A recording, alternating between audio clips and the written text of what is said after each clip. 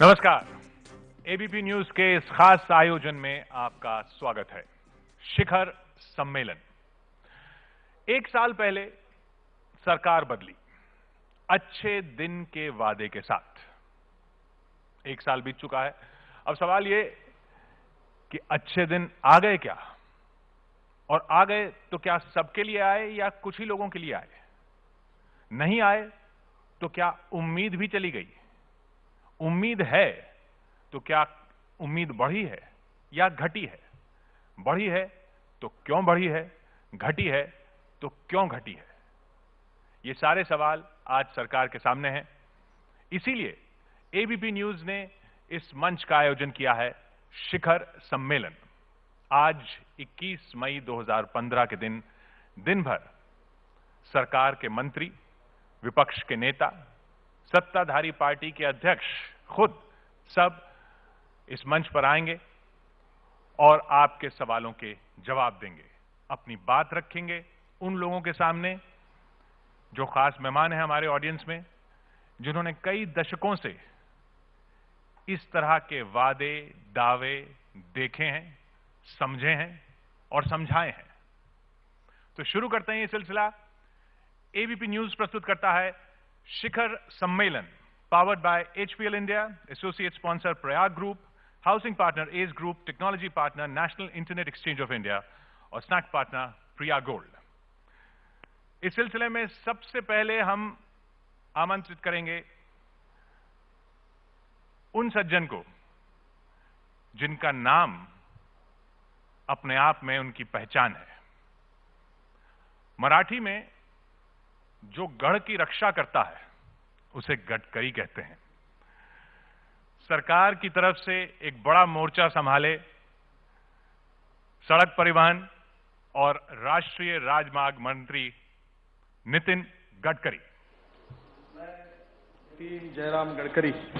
नागपुर से जीतकर पहली बार लोकसभा में पहुंचे नितिन गडकरी देश के सड़क और परिवहन मंत्री हैं और भूमि अधिग्रहण बिल को लेकर सरकार की तरफ से समझाने की जिम्मेदारी भी गडकरी के पास ही है कि क्यों देश के लिए जरूरी है मोदी सरकार का भूमि अधिग्रहण बिल।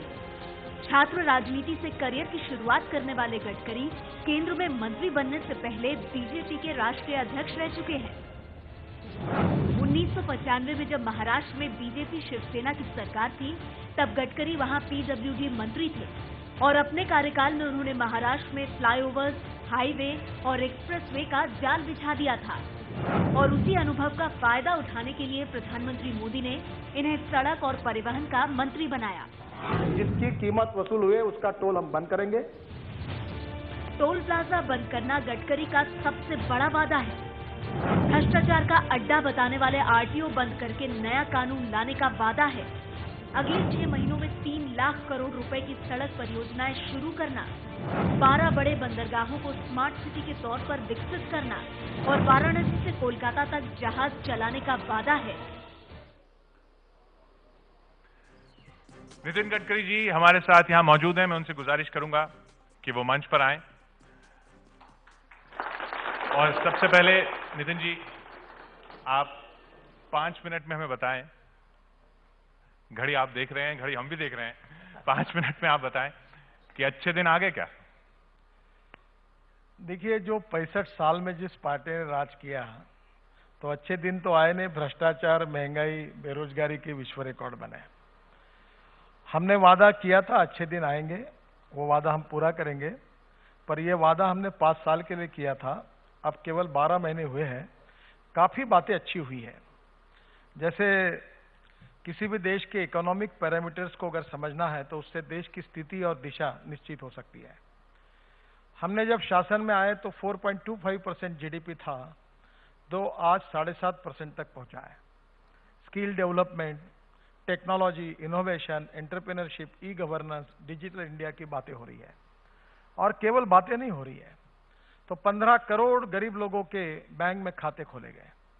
बैंक का जब राष्ट्रीयकरण हुआ तब कहा गया था कि बैंक गरीबों के हितों के लिए काम करेगी, पर आज 15 करोड़ से ज्यादा लोगों ने खाते भी खोले और उनको लाइफ इंश्योरेंस, एक्सीडेंट इंश्योरेंस भी मिला, पेंशन योजना भी आई और लगातार इस देश में गांव, गरीब, मजदूर, किसान के कल्याण की अनेक योजनाएं आई हैं। वो सब योजना मैं 5 मिनट में नहीं बता पाऊंगा, केवल थोड़ा सा मेरे डिपार्टमेंट के बारे में बताऊंगा। जब मैंने चार्ज लिया तो 2 किलोमीटर पर डे रोड बनते थे, अब मार्च एंड में 12 किलोमीटर पर डे हुआ, और अभी मई एंड में यानी इस महीने के आखिरी तक शायद 14 किलोमीटर पर डे तक पहुंच जाएगा। जब मैंने चार्ज लिया था तो 3,80,000 करोड़ रुपए के काम स्टकअप हुए थे, बंद पड़े थे। 44 प्रोजेक्ट हमने टर्मिनेट कर दिए, 80 प्रोजेक्ट को स्ट्रीमलाइन कर दिया, और अभी जो 2 निर्णय के उसके कारण मैं आपको बता रहा हूं, और मुझे इस बात की खुशी है कि मैं उन नेताओं में से नहीं हूं कि मैं झूठे वादे कभी करता। जो वादे मैंने किए वो पूरे हुए, जो सपने दिखाए वो पूरे किए।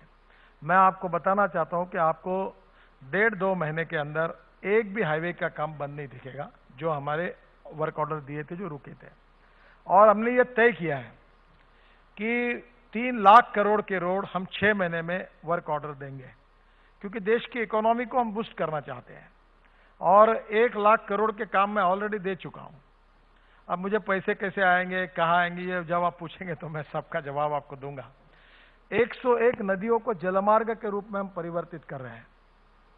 चाइना में 47% गुड्स एंड पैसेंजर ट्रैफिक पानी पर है, कोरिया और जापान में 43-44% है, और यूरोप में 40% से ज्यादा है, और हमारे देश में 3.3% है।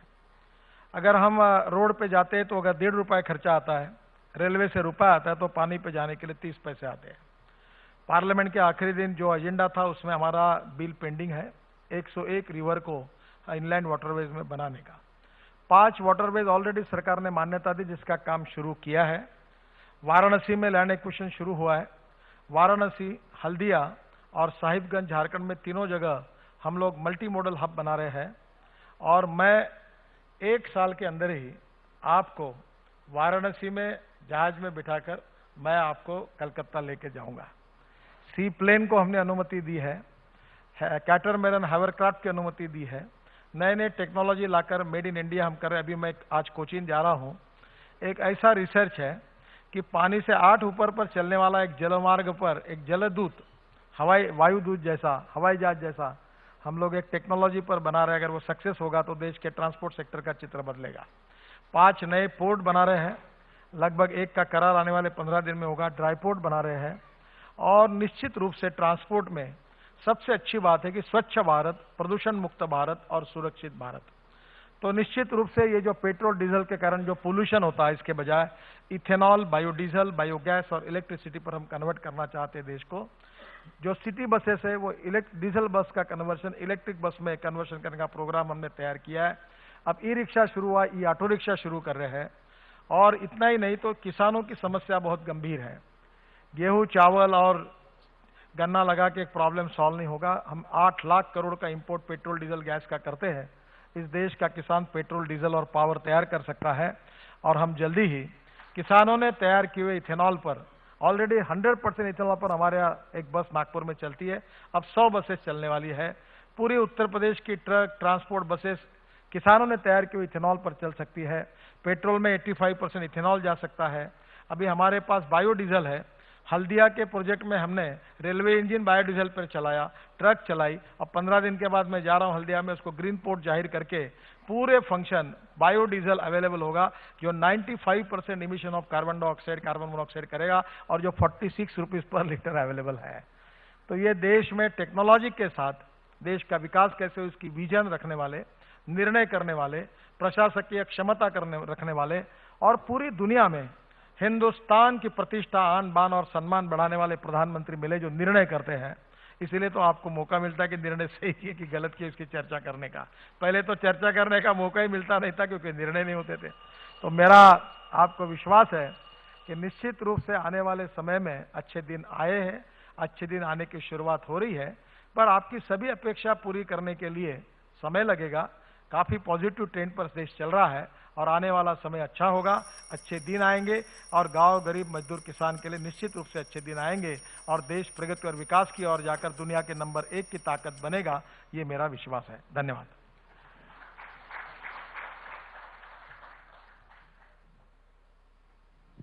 नितिन जी, हम सवाल जवाब का सिलसिला शुरू करने से पहले एक तो मैं वादा लेना चाहूंगा आपसे कि अगले शिखर सम्मेलन से पहले आप कह रहे हैं वाराणसी से कोलकाता का पानी का जहाज चल जाएगा।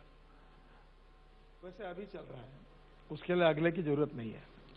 जो हल्दिया पोर्ट में जो कोयला आता है वो कोयला फरक्का के पावर प्रोजेक्ट में दे रहे हैं और फरक्का की फ्लैश जो है वो बांग्लादेश में एक्सपोर्ट हो रही है। अभी ये 1500 टन का बार्जेजेस में जाता है। अब नई डिजाइन हम ला रहे जिससे 1500 वाला 2500 तक जाएगा और मेरी कोशिश है, ये वादा नहीं है, कि हम लोग उसमें LNG यूज करें ताकि प्रदूषण भी ना हो। और एक बात जो आपने कही कि वैसे आपको अभी भी हम लोग गाजीपुर से कलकत्ता ले जा सकते हैं और गाजीपुर से वाराणसी तक थोड़ा सा ड्राफ्ट का है, पर अभी भी उसमें क्रूज चल रहे हैं। और एक गुवाहाटी की कंपनी है, उन्होंने 5-7 लोगों ने क्रूज खरीदी की है और अभी वो पटना से लेकर वहां तक जाते हैं। बीच में जापानी टूरिस्ट भी गए थे और अभी भी समय पर हम इसको जैसे एयरपोर्ट बने वैसे वाटरपोर्ट बना रहे हैं और 5 जो हमारे वाटर ये है वेज है उसको जल्दी हमने DPR बना लिया है और उसके काम की हम शुरुआत कर रहे हैं। ये जो 2014-2015 में 12.08 किलोमीटर प्रतिदिन आपके मंत्रालय ने हाईवेज बनाए हैं, तो 2013-2014 में तो 11.7 ही बन रहे थे, तो थोड़ा सा ही फर्क हुआ? नहीं, जब मैं मंत्री बना तब लगभग काम बंद पड़े थे। 2.5 साल में फॉरेस्ट एनवायरनमेंट मिनिस्ट्री ने एक भी क्लियरेंस नहीं दिया था। रेलवे ओवरब्रिज में कम से कम 250-300 प्रोजेक्ट लटके हुए थे सालों से, सब कॉन्ट्रैक्टर बर्बाद हो गए। मैं आपको बताते हुए मुझे ठीक नहीं लग रहा, पर L&T के चेयरमैन मेरे पास आए थे, उनने कहा कि आपकी सरकार आने के पहले हमने बोर्ड में रेजोल्यूशन किया कि इसके बाद हम एक भी रोड का काम नहीं करेंगे। आपकी सरकार आई, थोड़ी सी उम्मीद जती और आज L&T को 15,000 करोड़ के साथ काम मिले हैं और फिर से उन्होंने काम जोरों से करना शुरू किया। देश की एक भी कंपनी की हालत अच्छी नहीं है, बहुत कठिनाई से जा रही, इसलिए हमने हाइब्रिड मॉडल तैयार किए। तो मुझे लगता है कि निश्चित रूप से ये 2 मीटर का जो एवरेज था 2 किलोमीटर का, ये 12 2 किलोमीटर का एक आखिरी साल में था या पूरे कार्यकाल में था उनके? देखो, यूपीए सरकार में लगभग डाउन होते हुए गया है, 5 साल का उनका एवरेज मेरे पास नहीं है, पर जब हम लोग आए थे तब वो 2 किलोमीटर का था। और मैं आपको बताना चाहता हूं कि प्रधानमंत्री ग्राम सड़क योजना और राष्ट्रीय महामार्ग की योजना, जब अटल जी प्रधानमंत्री थे तो दोनों योजना बनाने का सौभाग्य मुझे मिला है। मैं दोनों योजना का कार्य मैंने उस समय किया था। पर आपको अभी मैं बताता हूं कि अगले साल में 2 साल में 30 किलोमीटर मैंने कहा है, 30 से ज्यादा ही होगा। और अभी जो मैं कुछ 3 लाख करोड़ के प्रोजेक्ट और 1 लाख करोड़ के दे रहा हूं और इस साल 8,500 किलोमीटर हमने ऑलरेडी अवार्ड कर दिए हैं, तो ये स्पीड अगर जाएगी तो हम इससे कई गुना ज्यादा आगे जाएंगे। चलिए सवाल जवाब का सिलसिला शुरू करते हैं और कुछ राजनीतिक सवाल जो उठ रहे हैं वो राहुल गांधी की वजह से उठ रहे हैं और आप डिफेंड कर रहे हैं सरकार की तरफ से भूमि अधिग्रहण बिल को अपने। राहुल गांधी ने बैकफुट पर ला दिया आपको? देखिए, पहली बात तो ऐसी है कि राहुल गांधी जी ये कांग्रेस का सक्षम नेतृत्व कर सकते या नहीं कर सकते, ये उनके पार्टी में ही विवादित प्रश्न है। कुछ लोग कहते हैं कि सोनिया जी ने रहना चाहिए, कुछ लोग कहते हैं राहुल जी ने रहना चाहिए। पहली बात मैं आपको बता दूं, मेरे लड़के को लड़का हुआ है, वो चलता है, तो हम कहते हैं बंडू चल रहा है, बंडू चल रहा है, फिर वो आगे आता है, फिर वो बंडू बोलता है बाबा, हाँ बाबा बोल रहा है, बाबा बोल रहा है। तो ये राहुल गांधी का ऐसा है कि उनके जो कांग्रेस के नेता है वो बड़ा कौतुक करते हैं, राहुल बाबा आए आए आए, राहुल बाबा बोले बोले बोले, राहुल बाबा गए गए गए। तो ये क्या है, अब मीडिया को भी आपको 1-1 घंटे में न्यूज देना है, मोदी के खिलाफ कोई चाहिए तो चलो इसका लगा दो। आप फिर डिफेंड क्यों करते हैं इतना? अब आप पूछते हैं इसलिए डिफेंड करते हैं। देखिए, मैं आपको बताता हूँ, जो लोग बेरोजगार हुए हैं, जिनके मंत्री पद चले गए, दिल्ली में शून्य संख्या आई है, अनेक राज्य सरकार गए, बेचारे दुखी हैं, उनका दुख और दर्द समझने की कोशिश करो। और ऐसे समय अगर उनका मानसिक संतुलन में थोड़ा बहुत कम ज्यादा होता है तो उदार अंतःकरण से माफ कर दो, उनके मनस्थिति की तरफ देखकर। उनको सीरियस लेने की आवश्यकता नहीं है, पार्टी भी नहीं लेती, आपने भी नहीं लेना चाहिए और हमने भी नहीं लेना चाहिए। लेकिन जब से वो हमले शुरू हुए हैं तब से जमीन अधिग्रहण पर आपको चेहरा बनाया गया सरकार की तरफ से, पार्टी की तरफ से, कि आप डिफेंड करें। देखिए, पहली बात तो एक बताता हूं, लैंड एक्विजिशन कानून 90% है कि वैसा ही है। हमने बिल नहीं बदला, हमने अमेंडमेंट लाई। अमेंडमेंट कौन सी लाई? पहले तो 2 अमेंडमेंट लाई कि जो उनमें नहीं थी, कि जिस परिवार की जमीन जाएगी उसको 1 नौकरी मिलेगी। दूसरी अमेंडमेंट क्या लाई? जिस किसान की जमीन जाएगी उसको अर्बन एरिया में 1:2, तो पहले अप टू था, उसको हमने 1:2 किया। रूरल एरिया में 1 up to 4 था, उसको 1:4 किया। तो हमने 4 गुना मुआवजा बढ़ाया। ये 2 हमने किए, इसमें कोई किसानों का विरोध है। 5 मुद्दे हमने निर्णय किए। डिफेंस के लिए, एयरपोर्ट के लिए, मिसाइल जमीन में रखने के लिए अगर हमको अधिग्रहण करना पड़ेगा तो एयरपोर्ट बनाना है श्रीनगर में, 80% लोगों ने कहा नहीं बनाएंगे, हम अनुमति नहीं देते तो एयरपोर्ट नहीं बनाएंगे। जो कंसेंट क्लॉज और ऐसे हमने 5 चीजों को एग्जाम किया। डिफेंस रिलेटेड महत्वपूर्ण विषय, रूरल इंफ्रास्ट्रक्चर, ये गांव का रोड, गांव की सरकारी स्कूल, सरकारी अस्पताल, गांव में ट्रांसफार्मर बिठाना होगा बिजली के लिए, और गांव के लिए सिंचाई। अब आपको बताता हूं 80% लैंड केवल सिंचाई के लिए एक्वायर्ड होती है, और इस देश में जितना पानी आता है उसमें से 70% पानी समुद्र में चला जाता है। 15 से 20% पानी डैम और लेक में आता है, 15 से 20% कंजर्वेशन होता है, और 70% समुद्र में जाता है। पानी रुकेगा तो इरिगेशन बढ़ेगा, इरिगेशन बढ़ेगी तो गांव की किसान की प्रगति होगी। किसान आत्महत्या इसीलिए कर रहे हैं, और इसलिए सिंचाई आवश्यक है, उसको एग्जाम किया है।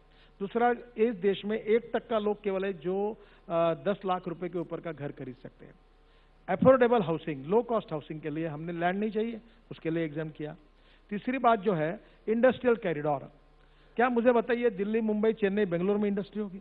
जिस गांव की बस लोक संख्या 2000 होगी, 1500 होगी, वहां एक छोटा सा इंडस्ट्री का क्लस्टर खड़ा होगा। आज गेहूं को कीमत नहीं, चावल को कीमत नहीं, गन्ने के पैसे नहीं मिल रहे, खाद की कीमतें 4 गुना बढ़ी है। क्या खेतीहार मजदूर के लड़कों को नौकरी नहीं चाहिए? 80% लोग गांव में रहते थे, आज 62% पे आए। ये सब दिल्ली, मुंबई के झोपड़पट्टी में आए। क्या यहाँ रोजगार के बजाय उनके गांव में अगर रोजगार मिलता है? प्रतापगढ़ में आंवला होता है तो आंवला की कैंडी प्रतापगढ़ में बनेगी, कहीं आम होता है तो आम का जूस बनेगा। आगरा में पोटैटो जमीन पर फेंक देते हैं तो पोटैटो के चिप्स बनेंगे, उसकी पैकिंग होगी, उसका एक्सपोर्ट होगा, और गांव में उद्योग खुलेगा, गांव के युवाओं को रोजगार मिलेगा, खेतीहार मजदूर के बच्चों को रोजगार मिलेगा, गांव गरीब मजदूर किसान का कल्याण होगा। ये क्या किसानों के विरोध में है? केवल पब्लिक इंटरेस्ट, गरीब इंटरेस्ट के लिए हमने किया। और आखिरी एक बात बता देता हूं, कोई उद्योगपति के लिए, अंबानी, अडानी, गोदरेज, टाटा के लिए 1 इंच जमीन एक्वायर नहीं करेंगे। Private medical college, private engineering college, private hospital 1 inch जमीन एक्वायर नहीं करेंगे। केवल रेलवे के लिए, मेट्रो के लिए, रोड के लिए, जहां जनता का कल्याण है। जो अभी मुझे बोला ये 80% क्लाउड रहता है, दिल्ली की मेट्रो बनती? कोई भी आके बोलता हमारे नहीं देते परवानगी, नहीं मिलता। इसलिए केवल पब्लिक इंटरेस्ट के लिए, गांव, गरीब, मजदूर, किसान के हितों के लिए, समाज के हित के लिए और देश के हित में जो काम होंगे उन्हीं के लिए हमने ये एग्जाम्पशन क्लॉज लाया है, कंसेंट क्लॉज और एसआई को। बाकी कोई उद्योगपति को हमने समर्थन किया है ना, हमने बात की है। ये जो अपप्रचार किया है इसका कारण ये है, जब कन्विंस करने की क्षमता खत्म हो जाती है तो कंफ्यूज करने की शुरुआत होती है। वही प्रयास चल रहा है। इसी से जुड़े ऑडियंस में भी कई सवाल होंगे। मेरी सहयोगी नेहा हमारे साथ हैं और हम एक सवाल इसी मुद्दे से जुड़ा हुआ ले लेते हैं। जी, जमीन अधिग्रहण से जुड़ा एक सवाल साध्वी जया भारती का है, दिव्य ज्योति जागृति संस्थान से अपना सवाल पूछना। नमस्कार नितिन जी, मैं साध्वी जया भारती। मेरा जो भूमि अधिग्रहण के बारे में प्रश्न है, ये किसी रिपोर्ट पर आधारित नहीं है, बल्कि हमारी 350 से ज़्यादा शाखाएं हैं देश भर में, जिनमें हम बहुत सारे गांव और किसानों से भी जुड़े हुए हैं। तो 2 बातें, एक बात आपने अभी कही कि जो भी हम भूमि का अधिग्रहण करेंगे वो किसी पब्लिक बेनिफिट के लिए होगा, प्राइवेट बेनिफिट के लिए नहीं होगा। ये जानकारी या तो उसे मिल पा रही है जो उस बिल को पढ़ रहा है, जो उसकी जो जानकारी है उससे जुड़ पा रहा है।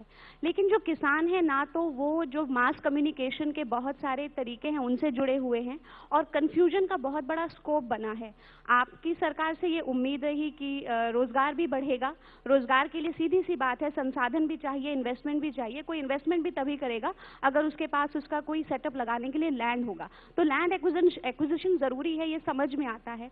लेकिन जिसका लैंड लिया जाएगा वो कंफ्यूज्ड है, फार्मर कंफ्यूज्ड है। कितने लोगों को ये पता ही नहीं है कि ये मीडिया के ही लोगों से हमने भी सुना था, कुछ लोगों ने यहाँ तक कहा कि ये बिल एक किसान के लिए एक संजीवनी भी हो सकता है, ये तक कहा गया।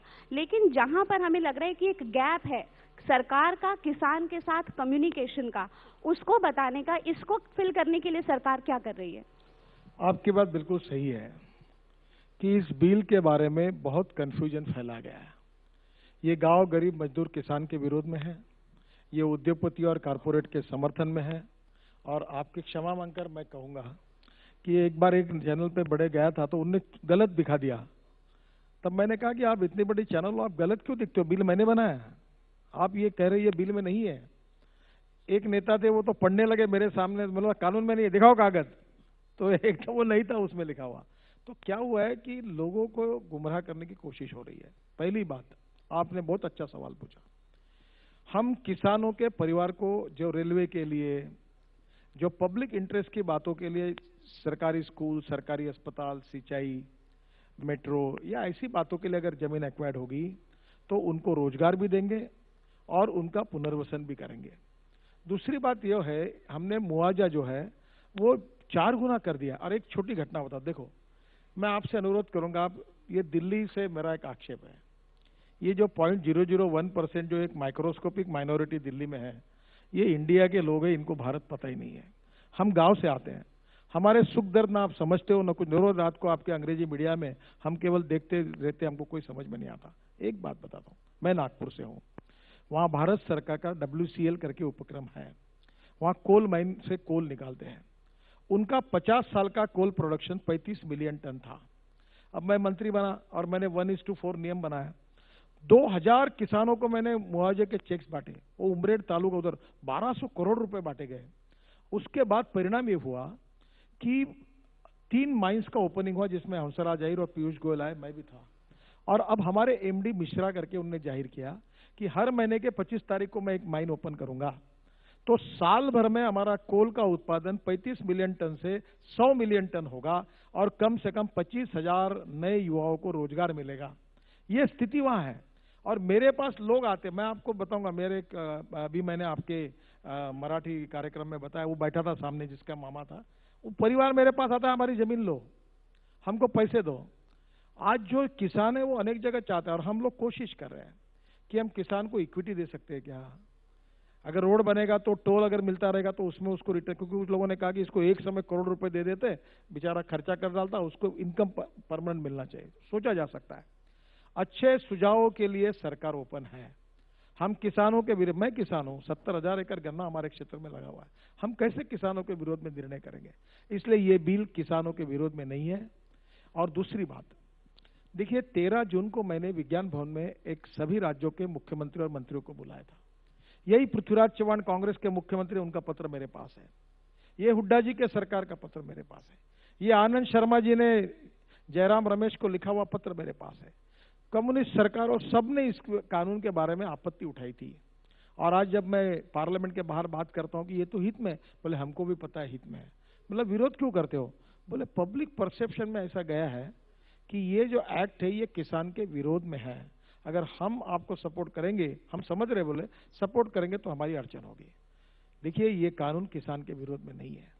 देखो एक बात जिसकी मैं आपसे प्रार्थना करूंगा कि 47 के बाद समाजवाद, साम्यवाद और पूंजीवाद, इन 3 बातों की तरफ देश घूम रहा था, पत्रकार घूम रहे थे, विचारवंत घूम रहे थे, सभी चल रहा था। नरेंद्र मोदी जी के नेतृत्व एक नई इकोनॉमिक सोच हम देश के लिए दे रहे हैं। कम्युनिस्ट खत्म हो गए। पंडित नेहरू जी ने कम्युनिस्ट सोशलिस्टिक रशिया का पैटर्न स्वीकार किया, देश में भूखमरी, गरीबी, महंगाई बढ़ी, गरीबी बढ़ी।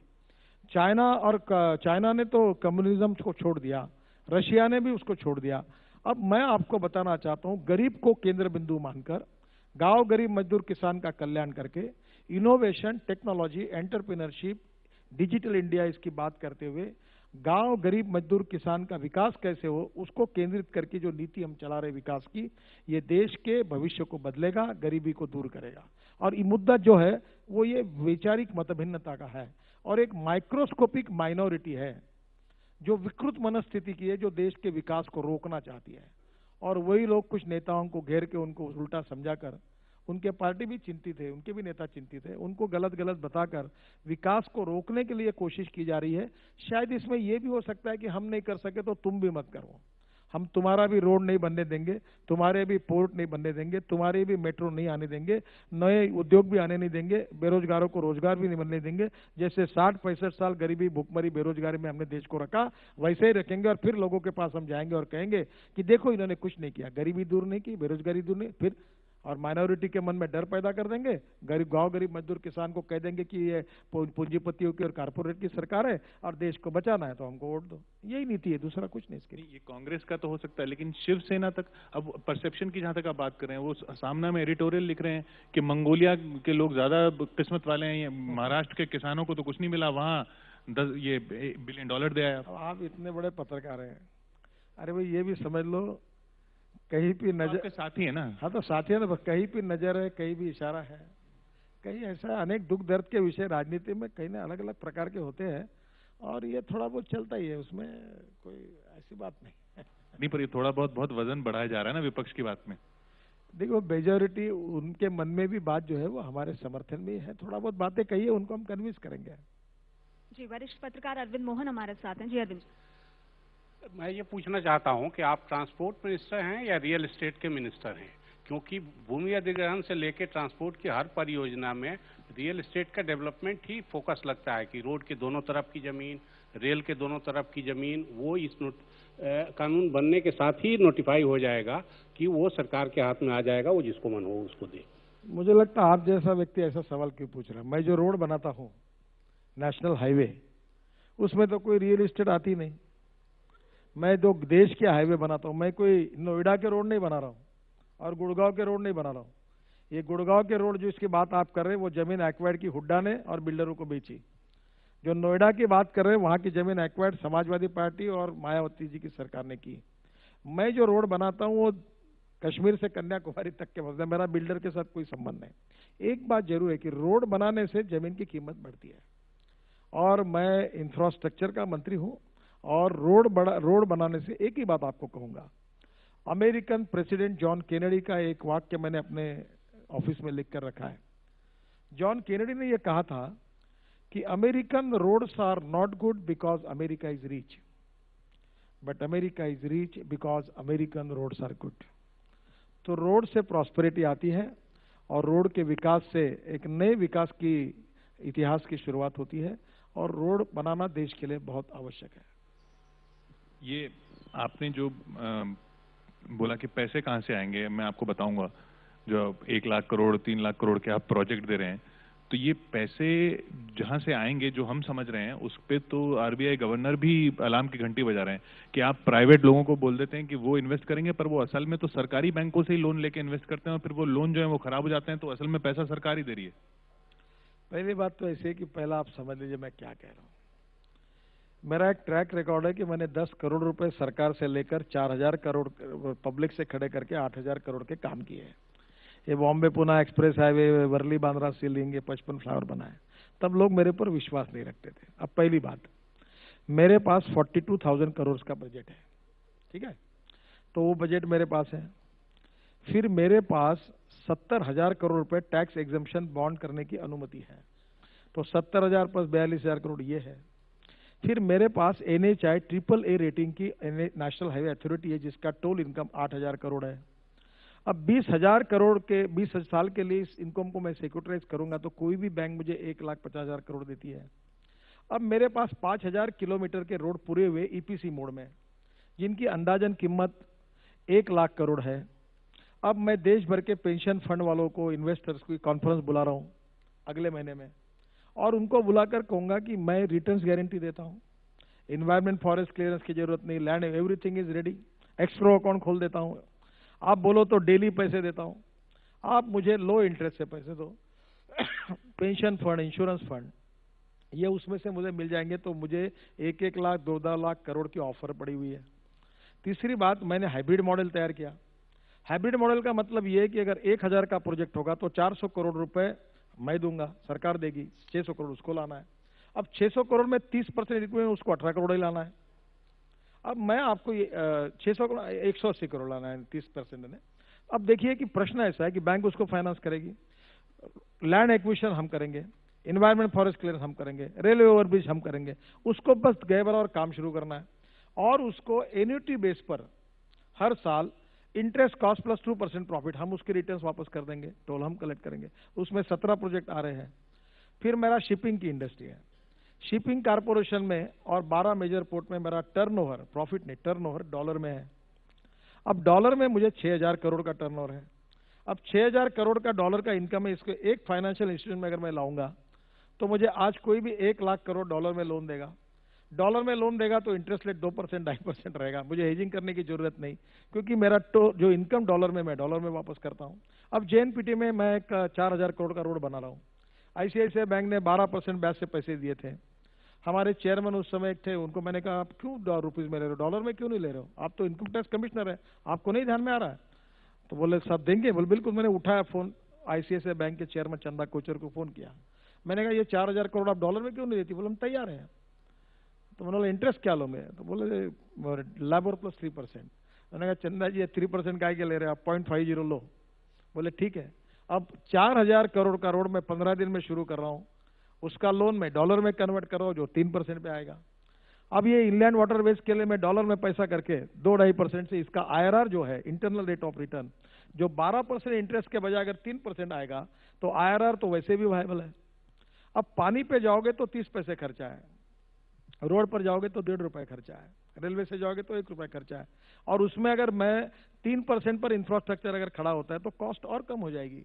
और इसलिए ऐसे अनेक, रिजर्व बैंक की भी जरूरत नहीं, फाइनेंस के अप्रूवल की भी जरूरत नहीं, मैंने रेलवे की कारपोरेशन भी, इसका मतलब है ना, मैं केवल आपके सवाल का जवाब दे रहा हूँ, उनका सबका मुझे सहयोग चाहिए।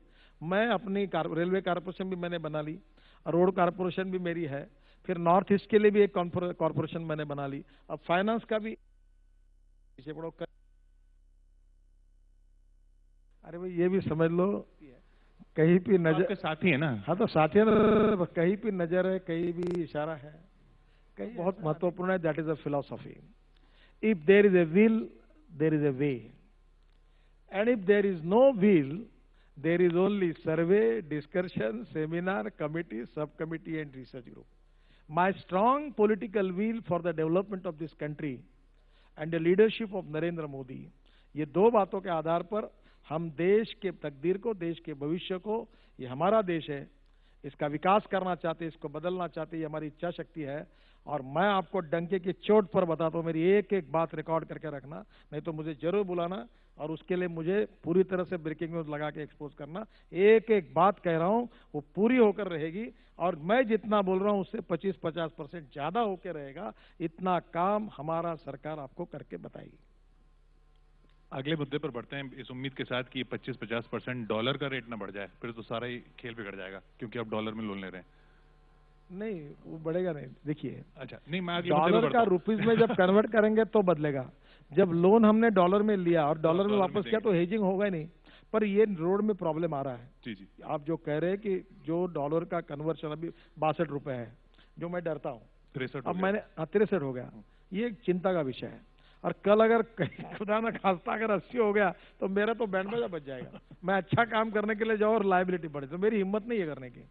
इसलिए मैं वो जापान वालों को बोलता हूँ कि हेजिंग को कैप लगाओ जी। वो तो ये उसका सोल्यूशन अभी तक नहीं मिला है। चलिए अगला मुद्दा वो भी बार बार आपसे जुड़ता है, क्योंकि आप जुड़े हुए हैं RSS। क्या दखल बहुत ज्यादा है? कोई टसल नहीं, कोई चर्चा नहीं, इतना अनप्रोडक्टिव डिस्कशन और चर्चा होती है। देखो मुझे तो कभी कभी हंसी आती है। मैं प्योर शेड्डी वाला हूँ, संघ वाला हूँ, और संघ is a part of my life conviction. संघ ने हमको देशभक्ति सिखाई, और मैं पैंट शर्ट पहनता हूँ, संघ में सब धोती कुर्ते पैजामे वाले हैं। तो मुझे बोलते हैं, अब देखो मैं पहली बात बताता हूँ, नागपुर में तृतीय वर्ष शुरू है और सरल संघ चालक आखिरी के 8 दिन में नागपुर में रहते हैं। तो मीडिया के भी एक प्रमुख गए थे, तो देश भर में जितने साहित्यिक है, पत्रकार है, नेता है, जो उनको कहते कि आपको मिलना है, तो कहते मैं 8 दिन में नागपुर में आइए। अब मैं भी नागपुर का ही हूँ, मैं चुपचाप चले जाता हूँ, तो मैं मीडिया के ध्यान में नहीं आता, हम मिलते रहते हैं। तो ये कोई मिलना, ये कोई नैसर्गिक है और उसका राजनीति से कोई संबंध नहीं है। कोई इत्तेफाक नहीं है कि 1 साल पूरा हो रहा है और सबको बुलाया जा रहा है। बिल्कुल नहीं। आप संघ को अगर जानते हैं, और मुझे कोई जानता होगा, जो मुझे 30 साल से जानता होगा, तो वो आपको बता देगा ये नितिन गडकरी किसी के कहने पर कोई काम नहीं करता। मैं आपको तो संघ कोई डायरेक्शन नहीं देता, अरे हमको देने की जरूरत ही नहीं है। संघ is a part of our life conviction. हम डरते नहीं किसी से। देशभक्ति, देश के लिए काम करना, निरपेक्ष भाव से काम कि आप कह रहे हैं डायरेक्शन नहीं देता, वो तो कहते हैं आप अध्यक्ष ही इसलिए बने। यही तो गलत बात है। आपको अध्यक्ष, मुझे संघ ने अध्यक्ष नहीं बनाया। अध्यक्ष बनाते समय संघ में जब कुछ लोग गए थे बीजेपी के, तब अडवाणी जी ने कहा कि संघ कोई नाम बताए। तो अडवाणी जी को संघ ने कहा कि भाई आप ही नाम तय करिए। तो 4 नाम अडवाणी जी ने तय किए थे। एक था नरेंद्र मोदी जी का, दूसरा था शिवराज सिंह चौहान का, तीसरा नाम मेरा था, चौथा मनोहर पर्रिकर का था। और जब ये 4 नाम आए तो शिवराज जी मध्य प्रदेश में निकलना कठिन था। नरेंद्र भाई ने कहा कि मैं गुजरात नहीं छोड़ूंगा। पर्रिकर जी का नाम के बजाय मेरा नाम सिलेक्ट हो गया। तो मैं दौड़ते हुए दिल्ली आया, क्योंकि मैं दिल्ली आना नहीं चाहता था। तो फिर मैंने सबको मिलकर कहा कि मुझे क्यों बनाते हो, मुझे नहीं आना है।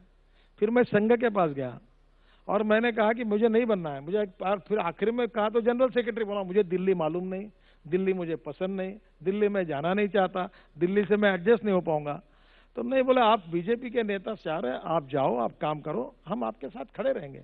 निर्णय अडवाणी जी का था और उसके बाद बीजेपी के निर्णय करके मैं, पर क्या होता है, एक गलत बात को रोज ब्रेकिंग न्यूज बता कर ये संघ का बड़ा घनिष्ठ है, इसको संघ ने अध्यक्ष बना, अब मैं किसको जवाब देते घूमू क्या हुआ।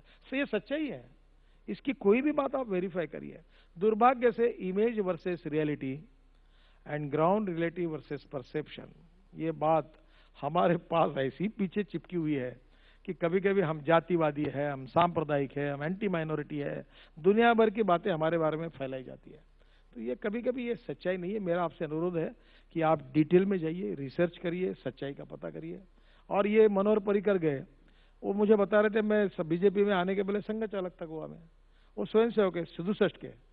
तो उन्होंने कहा कि मैं एक बार आता हूँ आपसे मिलने के लिए, आपसे आशीर्वाद लेना चाहता हूँ, ऐसा मोहन जी को कहा।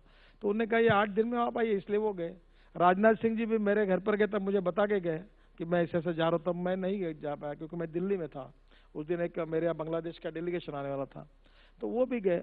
ये बहुत नेचुरल है और आपको अभी मैं बता नहीं सकता, पर मीडिया के भी लोग उनको मिले, कुछ साहित्यिक भी मिले, कुछ सोशल वर्कर भी मिले। तो उन्होंने अपनी जितनी अपॉइंटमेंट्स थी ये 8 दिन में नागपुर में दी थी। अब उसमें कोई संबंध राजनीति से नहीं, कोई सरकार से नहीं, कोई परफॉर्मेंस से नहीं, ना कोई बात है ना कुछ है। दिन भर न्यूज चला के चलते रहता है, मेरे भी समझ में नहीं आता कि ये क्या बात है। तो कई सवाल खड़े होते हैं, कुछ सवाल इसी से जुड़े हुए पूछना भी चाह रहे हैं लोग। वरिष्ठ पत्रकार रशीद किदवई हमारे साथ हैं। जी नितिन गडकरी जी, आपने कहा कि संघ ने आपको बनाया नहीं, तो आपको हटाया किसने? मैंने खुद हटाया। मेरे ऊपर गलत आरोप लगाए गए और मेरे ऊपर आरोप लगाने के बाद 2 साल चले, मेरे ऊपर कांग्रेस की सरकार पूरी ताकत से लगी और 1 साल के बाद इनकम टैक्स ने मुझे रिटर्न दिया कि मेरा किसी के साथ कोई संबंध नहीं। और मेरे ऊपर झूठे आरोप लगे। उस समय मैंने कहा कि अगर मेरे ऊपर आरोप है जिसमें पार्टी को अड़चन, तो मैं इस पद पर रहना नहीं चाहता हूं। मैंने तुरंत रिजाइन कर दिया और आज तक मेरे ऊपर झूठे आरोप होते रहे, कोई भी आरोप सिद्ध नहीं हुआ। दमांग आदमी हूं मैं। और मैंने कहा मेरे ऊपर आरोप करते हो तो अरे मंत्री पद का क्या, संसद पद का भी रिजाइन करने के लिए तैयार हूं। पर ये मीडिया वालों ने उस समय मेरे को भी डरा, दिन सुबह दोपहर शाम, तो मेरा मैं यही चर्चा हो गई, ये लो मेरा रिजाइनेशन नहीं रहता, मैंने खुद भेज दिया। इतने दबंग हैं तो मीडिया से क्यों डर गए आप? अब तुमको किसका मीडिया से डरता हूं, क्योंकि आपकी ताकत एक झूठ को करोड़ों लोगों को पहुंचाने की जो क्षमता है, वो आपकी क्षमता की काबिलियत को मैं मानता हूं। मैं नहीं सामना कर सकता। इसी पर सवाल है दिबांग का। गडकरी जी नमस्कार। गडकरी जी, आप कहते हैं कि आपको किसी से डर नहीं लगता, ये तो अच्छी बात है, पर अगर आपके कैरियर को देखें तो मुझे लगता है कि आपको खुद से डरना चाहिए। मैं आपसे पूछना चाहता हूं, जब आप पार्टी अध्यक्ष बनने वाले थे, प्रधानमंत्री पद के दावेदार बनने वाले थे, इनकम टैक्स की रेड हो जाती है। अभी पिछले दिनों हमने देखा एसआर की एक लिस्ट में आपका किसी तरह से नाम आ जाता है, सीएजी की रिपोर्ट आ जाती है, उसमें पूर्ति वाली बात की आप सफाई देते हैं। मैं आपसे पूछता हूं, मेरा सवाल ये है कि क्या कभी आप खुद बैठकर सोचते हैं कि मैं ऐसा क्या करता हूं कि हर बार इस तरह की कोई एक बात हो जाती है? क्या कुछ अंदर कुछ कमी है या क्या होता क्या है? मैं क्यों बार बार विवादों में आता हूं? क्या मुझे खुद से डरना चाहिए? पहली बात तो ऐसे कि आप जैसे ज्येष्ठ पत्रकार ने एक बार मेरा रिसर्च करना चाहिए, नहीं तो आपके सवाल मेरे जैसे ईमानदार कार्यकर्ताओं पर अन्याय करते रहेंगे। मैं खुला आपको प्रार्थना करता हूं कि एक बार आकर मेरा रिसर्च करिए। इनको पता है काफी बातें, आपके बाजू में जो बैठे हैं, आप भी आइए। पहली बात तो ऐसी कि मैं अपने परिवार के साथ नॉर्वे गया था, टिकट मैंने निकाला था, जो आपको इशार का बता रहा हूँ। गडकरी जी, मैं आपसे सफाई नहीं मांग रहा हूँ, मैं आप आरोप लगाएंगे नहीं, तो मैं जवाब देने दूंगा। ऐसा कि मैं बहुत साफ रूप से ये कहना चाहता हूं कि मेरे पार्टी के इसमें किसी भी प्रकार के व्यक्ति ऐसा करता है, इस पर मेरा विश्वास नहीं और कोई ये करता नहीं। अब 29 कंपनियां थी, हमने कर्जा लिया और अकाउंट एनपी हो गया क्योंकि बायोमास नहीं मिला, तो 46 करोड़ का कर्जा 84 करोड़ हो गया। तो उनको मैंने कहा कि हम कॉल पे जाएंगे तो हम अनुमति नहीं देंगे, तो हमने अप्लाई किया, उनको खुद अप्लाई किया और 84 करोड़ का कर्जा हमने 72 करोड़ रुपए 12.5% से ब्याज से वापस किया। 29 में से 19 कंपनी ऐसी है जिनने ब्याज नहीं दिया, 9 कंपनी ऐसी जिनने मुद्दल तक नहीं दिया और एक मुश्त कर माफ करने से उन्होंने केवल कंपाउंड और पेनल इंटरेस्ट माफ किया। तो मैंने एक सवाल ये पूछा कि जब कोल का स्कैंडल हुआ तब सीएजी ने रिपोर्ट में कोल माइन किसको मिली उन डायरेक्टर के नाम नहीं लिखे हैं। जब 2G स्पेक्ट्रम में हुआ जिसमें सीबीआई ने कार्रवाई की उनके नाम आए, उनके कंपनी के डायरेक्टर के नाम नहीं लिखे। जब लैंड एक्विजिशन के मामले में वाड्रा के कंपनी का नाम आया तब उनका डायरेक्टर करके नाम नहीं लिखा। अब जब हमारे इसमें हमने कर्जा लिया और कर्जा वापस किया, ना करप्शन है ना मिस एप्पल ना कुछ है, तो मेरा नाम क्यों लिखा, ये मेरे समझ में नहीं आता। ऐसा मैंने कहा एक। और दूसरा मैंने ये कहा कि जो ओरिजिनल रिपोर्ट था जो इरेडा में आया था उसमें नाम नहीं था, फिर लिख कर आया। और ये रिपोर्ट 2009 का यूपीए सरकार के खिलाफ है। ये 2009 का रिपोर्ट, और कर्जा लिया 2004 में और वापस किया 2009 में, और ये 2009 का रिपोर्ट है। इसके हमारे सरकार का इसका कोई संबंध नहीं है, ना डायरेक्टली और इनडायरेक्टली मेरा किसी पर आरोप है। ठीक है, योगायोग से जो कुछ हुआ है उसमें मैंने इतना ही कहा है कि ये क्यों होता है ये मेरे समझ में नहीं आता। अब इसके बाद का अर्थ क्या होता है वो आप निकाल सकते, इससे ज्यादा तो मैं बोल नहीं सकता। मैं डरता नहीं, जिस पेड़ को अच्छे फल लगते उस पर पत्थर मारते, तो अभी तक कुछ मेरा बिगड़ा नहीं, तो आगे क्या बिगड़ने वाला है। और ट्रक के पीछे लिखा रहता ना, बुरी नजर वाले तेरा मुंह काला। लेकिन आपने जैसे पिछले सीएजी रिपोर्ट में जो जो बातें हुई उनका जिक्र किया पिछली सरकार में, तो तब तो सीएजी रिपोर्ट के लीक हुए पोर्शन पर इस्तीफा मांगा जाता था। अब तो सीएजी रिपोर्ट है, आप कह रहे हैं पीएससी। आप फिर से यही बात है। सीएजी रिपोर्ट जितने लोगों के रिजाइन हुए उनके डिपार्टमेंट ने 2G स्पेक्ट्रम के बारे में निर्णय किया, कोल के बारे में निर्णय किया, उनके निर्णयों के ऊपर जो सीएजी रिपोर्ट आया जो बाद में पीएससी के पास गया, उस मंत्रियों को जिम्मेदार पकड़ के हुआ। मैं जब मंत्री था जो रिपोर्ट आया उसमें कांग्रेस के मंत्री थे, कांग्रेस की सरकार थी, और सीएजी रिपोर्ट सरकार के अगेंस्ट था। और मेरा जो रेफरेंस था उसमें ना भ्रष्टाचार, मैंने कर्जा लिया और कर्जा वापस किया, ये उसका उल्लेख था। और बायोमास नहीं मिला इसलिए कोल पे जाने के लिए मैंने उनको खुद अर्जा दिया और कहा कि आपका कर्जा मैं वापस करता हूं। और उन्होंने, सरकार कौन की, कांग्रेस की, निर्णय किसका, कांग्रेस सरकार का, अनुमति किसने दी, मंत्री ने और इरेडा ने। अब उसमें मेरा दोष क्या है, और इसलिए मेरा को निर्णय करने वाले को होगा। आपकी चैनल सुनने वाले पे कार्रवाई नहीं होगी ना, बोलने वाले पर होगी ना, कि सुनने वाले पर होगी, बोलने वाले पर होगी। तो करने वाले थे यूपीए सरकार, मंत्री वही, रिपोर्ट उनके अगेंस्ट था, मेरा कोई संबंध ही नहीं था इसके साथ। चलिए, बोलने वाले से एक और सवाल ले लीजिए। एक हम अगले मुद्दे पर, अब क्योंकि वक्त बस खत्म होता हुआ यहाँ पर, आखिरी मुद्दे पे हम बढ़ते हैं। वो ये जो उससे जुड़ा हुआ जो यहाँ शंकर और अशोक और दिवांग ने मुद्दा उठाया, इतना सब कुछ आप सरकार के लिए कर रहे हैं, गडकरी बने हुए हैं, फिर भी आप हाशिए पर क्यों दिखते हैं? आप उन मुख्यमंत्रियों में फ्रंट लाइन में क्यों नहीं दिखते मोदी सरकार के? ये आपके मन में क्यों आता मेरे समझ में नहीं आता। मैं बिल्कुल फ्रंट पर हूं, हर निर्णय में मेरे से चर्चा होती है। कल भी 3 घंटे प्रधानमंत्री के निवास स्थान पर था ना, मुझे ऐसा लगता है। दूसरी बात आपको बता देता हूं, मैं सोशल वर्कर हूं, मैं राजनीतिज्ञ नहीं हूं। मैंने जिंदगी भर बायोडाटा कोई नेता के पास नहीं दिया, और मैंने किसी के गले में हार नहीं डाले, ना किसी का कटआउट लगाया ना अपना कटआउट लगाया। 35 साल के राजनीति में स्टेशन पर, एयरपोर्ट पर मेरे स्वागत के लिए कोई आता नहीं, और मैं किसी को आने नहीं देता। अब मैं अपना एक स्वभाव में अपने धुन में जीता हूं। मेरे को इतना पता है कि देश के लिए, समाज के लिए और गरीब के लिए अपना परिवार संभाल कर मैं कितना काम कर सकता हूं। मैं वो सामाजिक रूप से करते रहता हूं। मैं इस बात की चिंता नहीं करता कि ये कार्य करने से कौन क्या कह रहा है और क्या बोल रहा है। मैं इतना सोचता हूं कि मैं देश के हित में क्या कर रहा हूं, गरीब के हित में क्या कर रहा हूं, मैं करते जाता हूं। जो लोग कभी कभी नजदीक में आकर मुझे देखते हैं और मेरे कार्य को देखते हैं, तो फिर मुझे बता के जाते हैं कि हमारे को तो भलता ही समझ रहे थे, पर ये निकला भलता ही। तो धीरे धीरे मैं जब से दिल्ली में और वो लोग मुझे नजदीक में आते तो उनको सच्चाई पता चलती है। जब मैं नया था तो स्वाभाविक रूप से मेरे बारे में जानकारी नहीं थी, क्योंकि मैं दिल्ली में कभी आता नहीं था। पर जैसे जैसे लोगों के साथ मेरे संबंध बढ़े, संपर्क बढ़े, और मुझे नहीं लगता कि ऐसा कोई भाव किसी के मन में है। प्रधानमंत्री जी हो, पार्टी हो, सब बातों पर मेरी सलाह लिया जाता है और मुझे अच्छा रोल मिला है। और रही मंत्री पद की बात, तो प्रधानमंत्री जी को मैंने कहा कि मुझे रोड का काम चाहिए। एक्चुअली ये बात की चर्चा करना उचित नहीं होगा, उनके मन में और था, तो मैंने कहा नहीं, मुझे रोड का ही काम करना है। उनके मन में क्या था वो मैं नहीं बताऊंगा। ट्विटर पर कई सवाल आए हैं नेहा। जी, ट्विटर से भी दर्शक जुड़ रहे हैं और नितिन जी आपको सुन रहे हैं। एक दर्शक है हमारे क्षितिज शर्मा, जिन्होंने ये पूछा है कि अब तक के 1 साल के कार्यकाल में मोदी सरकार आम जनता के बीच सिर्फ ईमानदार यूपीए के तौर पर ही क्यों दिखाई दे रही है? इकोनॉमी और टैक्स स्ट्रक्चर को लेकर लिबरलाइजेशन क्यों नहीं हो रहा? पहली बात तो ऐसी है कि 1 साल में इस सरकार पे भ्रष्टाचार का कोई आरोप नहीं लगा। पहली बात, सब ई गवर्नेंस और ट्रांसपेरेंसी के साथ हो रहे हैं। दूसरी बात ऐसी है कि ये बहुत इंपॉर्टेंट प्रश्न है। वो कह रहे हैं कि ईमानदार यूपीए, मतलब यूपीए जैसी है, बस ईमानदार का ठप्पा लगा हुआ है। देखो, अब उन्होंने क्या कहना चाहिए, उनका सवाल है। कौन ईमानदार है या नहीं है? देखो, 1,86,000 करोड़ का कोल का घोटाला हुआ, सुप्रीम कोर्ट ने माइन बचाई। 20 माइन का हमने ऑक्शन किया, 2 लाख करोड़ देश के खजाने में आए। 2G स्पेक्ट्रम में घोटाला हुआ तो कपिल सिब्बल साहब कह रहे थे नोशनल लॉस है। नोशनल लॉस बड़ा चला, आपने भी बहुत चलाया।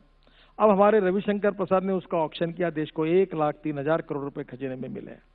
प्रश्न ऐसा है कि इन बातों पर कौन क्या, ये आप तय करिए। प्रश्न ये है कि इकोनॉमी के बारे में किसी भी नेता को जब निर्णय करना पड़ता है तो सबको साथ लेकर करना पड़ता है। और हमारे देश में एक अड़चन है कि देखिए, देश का विकास होना ये राजनीतिक मतभेदों का विषय नहीं हो सकता। चाहे पावर सेक्टर हो, चाहे रोड सेक्टर हो, चाहे ज्ञान विज्ञान तंत्र विज्ञान हो, और नॉलेज का कन्वर्शन वेल्थ में, power, knowledge as a power का, ये तो देश की आवश्यकता है।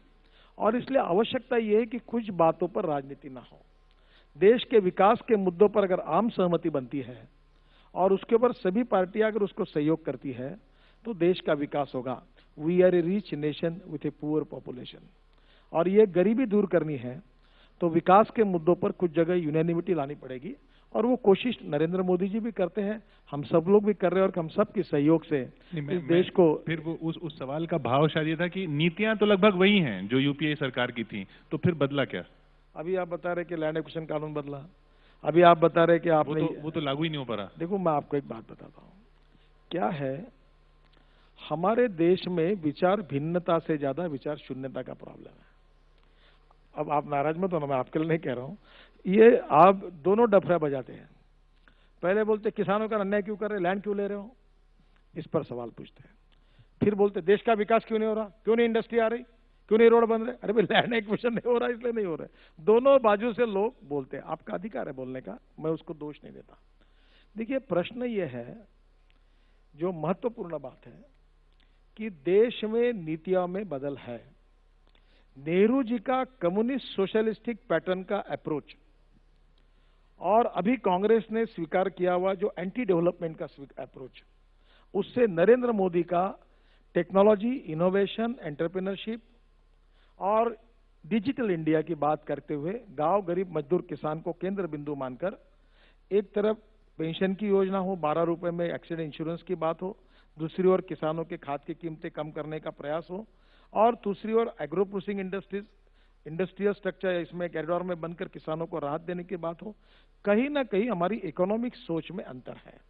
मैं दिल से एक चाहता हूं कि कम्युनिस्ट पार्टी की इकोनॉमिक सोच है, समझो मुलायम सिंह और हमारे नीतीश कुमार जी की कोई इकोनॉमिक सोच है, कांग्रेस की कोई सोच है, अलग अलग पार्टी की सोच है। हमारे सोच पर चर्चा होनी चाहिए और फिर लोगों ने चयन करना चाहिए कि इस देश के भविष्य के लिए कौन सी सोच महत्वपूर्ण है। और ये चर्चा होने में ये बात भी हो सकती है कि एक आधी अच्छी बात हम लोग चाइना से ले सकते हैं, चाइना एक आधी अच्छी बात जैसे अमेरिका से लेता है, हम रशिया से ले सकते हैं, और दुनिया की अच्छाई को इकट्ठा करके हम देश को निश्चित रूप से भविष्य में प्रगति और विकास की ओर ले जा सकते हैं। एक और सवाल ले लेते हैं नेहा। फेसबुक पर एक सवाल है शानू उपाध्याय का, और ये आपसे जानना चाहते हैं नितिन जी कि बिना किसी सूचना के लोग गाड़ियों को हाईवे पर खड़ा कर दिया करते हैं, जो कि आए दिन दुर्घटना का कारण बन रही हैं। तो ऐसे लोगों के बारे में आपने कुछ सोचा है? देखिए, पहली बात तो ये कि देश में 5 लाख एक्सीडेंट होते हैं, 3.5 लाख लोगों की हाथ पैर टूटते हैं और 1.5 लाख लोगों की मृत्यु होती है। 48 लाख किलोमीटर देश में रोड है, उसमें से 96,000 किलोमीटर नेशनल हाईवे है और 40% ट्रैफिक नेशनल हाईवे पे चलता है। उनकी सूचना बराबर है, मेरे भी मन में है, पर अभी तक इसके बारे में कानून बनाने के बारे में कुछ मैंने सोचा नहीं, पर यह सूचना अच्छी है। ये इसमें और जोड़ना चाहिए कि जो विदाउट परमिशन चाहे स्टेट रोड हो, चाहे डिस्ट्रिक्ट रोड हो, चाहे शहर का रोड हो, चाहे नेशनल हाईवे हो, जो विदाउट परमिशन पार्किंग करते, गाड़ियां खड़ी करते रोड का उपयोग करके, उनके ऊपर, और हाईवे पर ऐसी गाड़ियां खड़े करने के ऊपर कोई ना कोई कानून अगर बन सकता है तो देश के लिए उपयोग का होगा। उनकी सूचना बहुत स्वागत है। अभी तक मैंने इसके ऊपर, मेरे भी मन में था पर अभी तक सोचा नहीं था, मैं जरूर सोचूंगा और कोशिश करूंगा। तो किसी कानून की उम्मीद करें हम? जरूर कोशिश करूंगा, वो सही कह रहे हैं। एक कानून या एक मुद्दा जिस पर आपने बोला और फिर कुछ विवाद हो गया, वो अभी तक चल रहा है, रेडियो टैक्सी वाला। देखो, मैं सीधा आदमी हूँ। अब मुझे बताइए कि एक घटना एयरप्लेन में हुई, हवाई जहाज में हुई, हवाई जहाज बंद कर दो। अब रेलवे में कोई घटना हुई तो रेलवे बंद कर दो। फिर एक घटना अगर कहीं हुई कि बस में हुई तो बस बंद कर दो, टैक्सी में हुई तो टैक्सी बंद कर दो। एक आधी घटना आपके ऑफिस में हुई तो ये एबीपी का ऑफिस बंद कर दो। ये कोई उपाय है क्या? तो मैंने ये बात आसानी से कही तो मेरे ऊपर दिन भर चला के मेरी धुलाई की।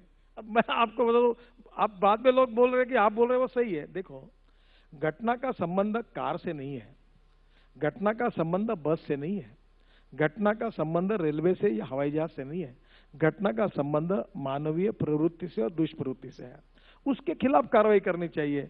वो बस के खिलाफ या टैक्सी के खिलाफ क्या? ये मेरा को कोई वो टैक्सी वाला क्या नाम है उसका, वो जो उबर, मैं कोई जानता नहीं वो काला है कि पीला है, पर मेरा जो एक प्राथमिक नागरिक के नाते मैंने अपनी प्रतिक्रिया, मुझे लगता है आई हैव ए कन्विक्शन, अगर मेरा गलत होगा किसी को तो मैं कुछ कह नहीं सकता उसके ऊपर। चलते चलते गडकरी जी, आपने जिक्र किया लोग जो बेरोजगार हो गए, फ्रस्ट्रेट हो गए, दिल्ली में एक सीट नहीं आई, आपके हाथ में जिम्मेदारी थी तो अच्छी सीटें आई थी, आपकी पार्टी की भी तो 3 हो गई। देखिए, दिल्ली में मैं प्रभारी था। हाँ। और ये आपने बड़ा, आपके भी मैं दाद देता हूँ कि अड़चन के सवाल पूछने चाहिए। तो आपने मुझे अच्छा सवाल पूछा। दिल्ली में हमको अपेक्षित यश नहीं मिला।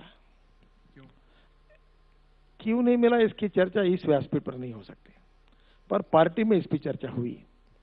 और फिर से एक बार दिल्ली और दिल्ली की जनता का विश्वास संपादन करने के लिए अगर हमसे कुछ गलतियां होगी तो हम उसको सुधारेंगे और जनता के सवालों को उठाएंगे और उनका विश्वास संपादन करेंगे और फिर से दिल्ली में हम जीतेंगे, इसके लिए हम पूरा प्रयास करेंगे। अच्छा, दिल्ली से जुड़ा एक छोटा सा सवाल है, अनिल आनंद जी का, पत्रकार हैं, छोटा सा सवाल। नितिन गडकरी जी, आपने कहा कि आप प्रभारी थे दिल्ली के, अपेक्षाएं पूरी नहीं हुई, तो एक राज का और आज पर्दाफाश यहाँ कर दीजिए कि क्या किरण बेदी को लाना भी आपकी मंशा थी या कहीं और से हुआ? देखो, मैं राजनीतिक नेता हूं, अभी तक मैं बहुत सच बोल रहा था, अब मुझे भी थोड़ा पॉलिटिकल भी बोलना पड़ेगा। मेरा इस विषय पर कोई प्रतिक्रिया नहीं है। अच्छा, जो हुआ दिल्ली में, फिर जो सरकार बनी उसके बाद जो हो रहा है उस पर तो प्रतिक्रिया दे दीजिए। आजकल जो हो रहा है, देखिए, मैं आपको एक बात बताता हूँ, चुन कर आना आसान है पर सरकार यशस्वी रूप से चलाना बहुत कठिन है। और इसलिए जो एक्सपीरियंस होता है, और ये कांग्रेस को भी मानना पड़ेगा कि कांग्रेस ने अनेक सालों तक सरकार चलाई, अनेक कठिनाइयों का उन्होंने सामना किया, और इसलिए इतना अनुभव होने के कारण उनके पास लीडरशिप में भी ऐसे लोग थे कि जो किसी भी स्थिति में काम कर सकते थे। अब हम लोग भी केंद्र में, मैं पहली बार मंत्री बना हूं, तो ये तो सच है कि मेरा अनुभव कम है, तो हमने इसमें सीखना भी चाहिए। और दूसरी एक फिलॉसफी मैं अक्सर लोगों को बताता हूं कि no one is perfect and no one can claim that he is perfect. उत्तम, अधिक उत्तम, सर्वोत्तम, अप टू इन्फिनिटी।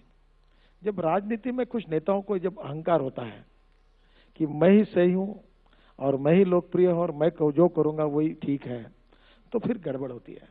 तो इसलिए जनता के साथ लगातार संवाद साधना चाहिए, गलतियां होगी तो सुधारना चाहिए, अच्छे सुझाव होंगे तो सुधारना चाहिए, और आपके हाथ से गलत निर्णय किए होंगे आपने, तो पब्लिक में उसको हाथ जोड़कर बोलना चाहिए कि मेरे से गलत निर्णय हुआ है, मैं इसको सुधारूंगा। अब दिल्ली में जो कुछ हो रहा है वो दिल्ली के लिए अच्छा नहीं है। ये विवाद तो गवर्नर और मुख्यमंत्री के बीच में, इसलिए मुझे कोई प्रतिक्रिया नहीं देनी है, पर दोनों के बीच में से दिल्ली का नुकसान जो हो रहा है, दिल्ली की जनता का जो नुकसान होता है, वो तो ये कह रहे हैं ना कि केंद्र सरकार करवा रही है सब। नहीं, हमारा कोई संबंध नहीं है। देखिए, नरेंद्र मोदी जी का, राजनाथ सिंह जी का, नितिन गडकरी का, अरुण जेटली का और सुषमा जी का, हमारा किसी का इस विवाद से कोई संबंध नहीं है।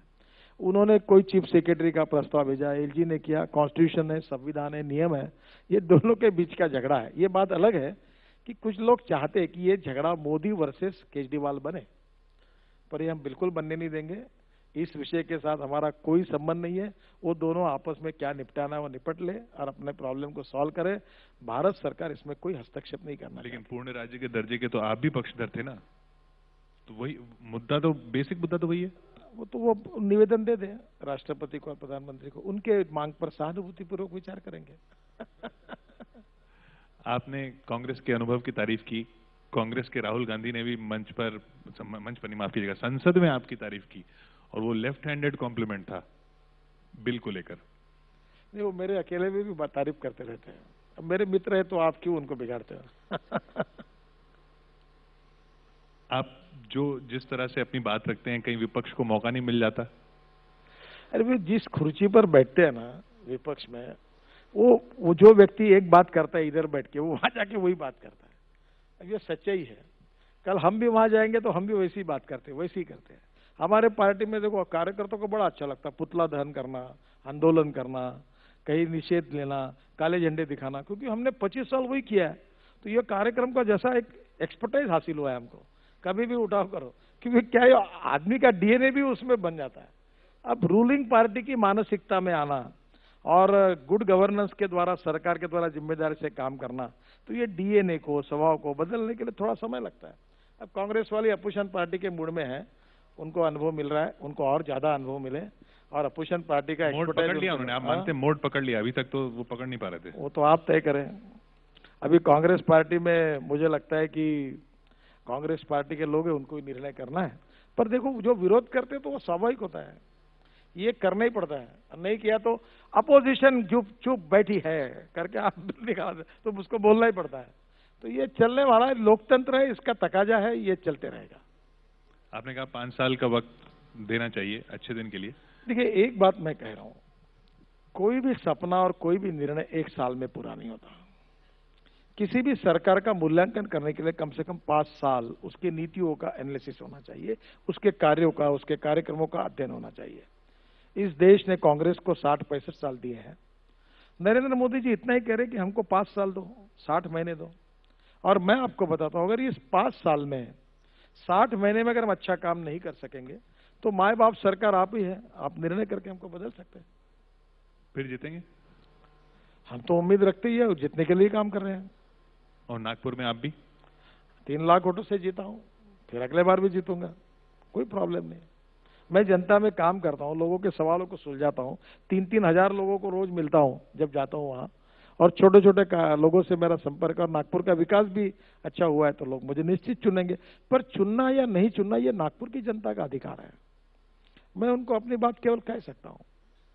आपने जो सवाल जिस दिशा में आए वो सुने, और जो बात हो रही है मीडिया में 1 साल को लेकर, अंत में एक वाक्य में आप क्या कहना चाहेंगे लोगों को? मैं ये कहना चाहूंगा कि सरकार पॉजिटिव मार्ग से विकास की ओर जा रही है। गरीबी, बेरोजगारी, महंगाई कम करेंगे, भ्रष्टाचार मुक्त हिंदुस्तान बनाएंगे, स्वच्छ भारत, प्रदूषण मुक्त भारत और सुरक्षित भारत, और हिंदुस्तान को दुनिया की नंबर 1 की ताकत बनाने का ईमानदारी से पूरा प्रयास करेंगे। समय लगेगा, दिशा पक्की है, ट्रैक निश्चित हुआ है, गाड़ी सही दिशा में जा रही है। 1 साल उसका मूल्यांकन करने के लिए कम होगा, कम से कम 5 साल के बाद इस सवाल का सही जवाब आपको निश्चित रूप से मिलेगा। बहुत बहुत शुक्रिया हमारे साथ यहाँ शिखर सम्मेलन में जुड़ने के लिए और शिखर सम्मेलन का आगाज करने के लिए नितिन गडकरी जी। नितिन गडकरी अपने बेबाक अंदाज में आपने देखे शिखर सम्मेलन में। अब से कुछ ही देर में शिखर सम्मेलन में एक और वक्ता, सरकार की तरफ से एक और प्रतिनिधि, फिर विपक्ष के नेता भी आएंगे और सत्ताधारी पार्टी के अध्यक्ष भी आएंगे। आज दिन भर आप देखते रहिए एबीपी न्यूज पर शिखर सम्मेलन।